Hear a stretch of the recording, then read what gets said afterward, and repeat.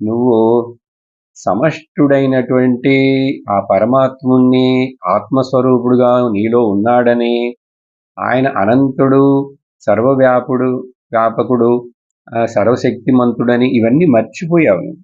అది మర్చిపోవడం చేతన ఇక్కడ ఈ చిన్న అల్పమైనటువంటి జీవభావం, అహంకారం తలెత్తినప్పుడంతా నీకు దుఃఖం వస్తుంది.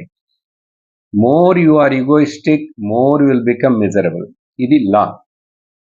Lesser you are miserable, lesser the ego, lesser the misery. No ego, no misery. ఆ నో ఈగో అనేటువంటిది ఏమిటంటే అసలు నేను చేస్తున్నాను, నేను సాధించాను, నేను అనేటువంటి ఈ అహంకారం లేకుండా అయిపోవటమే పరాభక్తి అండి. నారదులు వారు ఇలా చెప్పిన తర్వాత